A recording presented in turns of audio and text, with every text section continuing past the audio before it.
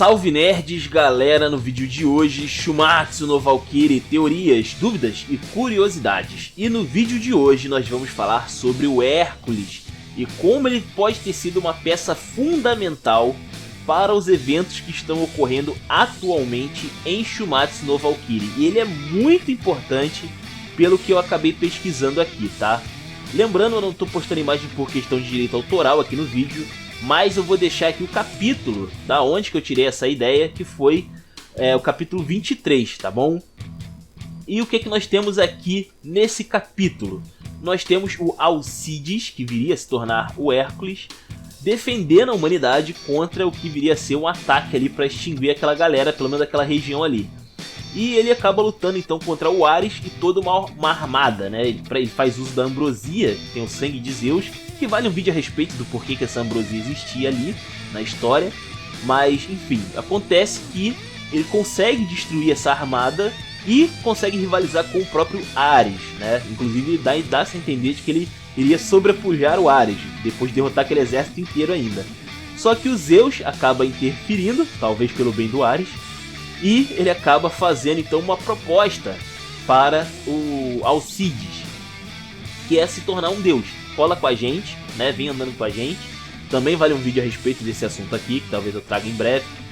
E acontece que o Alcides ele topa se tornar um deus sob uma condição: os deuses não podem machucar a humanidade. De novo, ok? Os deuses não podem mais machucar a humanidade. E o Zeus topa, mas também ele tem uma condição.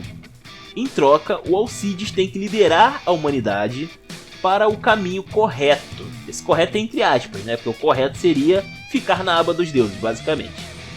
E o Alcides aceita, de boa. Só que o que acontece?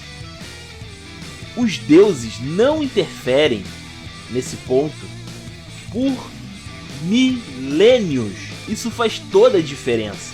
Toda a diferença. Mas ok, vamos falar disso aí um pouquinho mais pra frente. E depois a gente vê que o Alcides aparentemente falhou na sua missão, já que a humanidade, como a gente vê lá no primeiro capítulo, é um asco completo. Então os deuses acabam fazendo aquele julgamento que gera o Ragnarok, abre brecha para que a Brunhilde orquestre esse Ragnarok. Ok, até aqui beleza. Nesse ponto a gente já percebe que o que o Hércules fez lá atrás foi importante para gerar o Ragnarok por si só, mesmo que ele não soubesse, vai tudo que fosse acontecer. Porém, existe um outro fator nessa história que é ainda mais direto. O Hércules influenciou de uma maneira ainda mais direta sobre o Ragnarok, que foi os participantes do Ragnarok. Por quê? Isso aconteceu, essa história do Hércules aconteceu há muito tempo atrás, mas muito tempo atrás mesmo.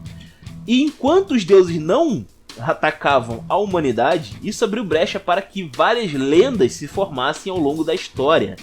E se você pegar a lista dos participantes do evento do Ragnarok, você vai perceber que a maioria dos caras nasceu depois do Hércules. Alguns têm uma data meio que indefinida, não dá pra saber aonde a gente coloca eles aqui. E o Adão a gente sabe que veio antes.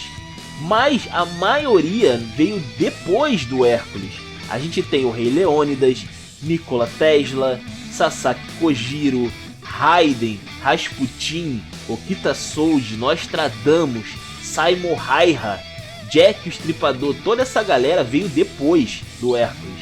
Então, se o Hércules não tivesse interferido lá atrás na extinção da humanidade, provavelmente nós teríamos um Ragnarok completamente diferente, ou talvez nem tivéssemos um Ragnarok nos dias de hoje. Então ele foi muito importante não só para gerar o próprio evento, mas também para ganhar tempo, porque mesmo ele tendo falhado em guiar a humanidade para o que seria o caminho correto, e aí tem muitas aspas, né, nesse caminho correto, ele ganhou tempo para que a humanidade pudesse evoluir e diversas figuras poderosas surgissem ao longo da história. E no futuro essas pessoas seriam usadas para rivalizar com os deuses, cara. Impressionante, sério. Muito legal isso daqui, explodiu minha mente. Explodiu minha mente completamente isso daqui. E cara, eu não vejo muita gente falando a respeito disso aqui, então Comenta aí o que vocês acham, né, dessa influência do Hércules nos eventos que estão acontecendo aí no Ragnarok em si, né? Vocês acham que ele influenciou bastante? Você acha que nem foi tudo isso, nem foi tudo influência assim? Comenta aí, os comentários são de vocês. Se inscrevam, compartilhem, deem uma moral no Padrim. Taverna do Bacon, link na descrição. Eu vou ficando por aqui. Valeu, nerds. Fui!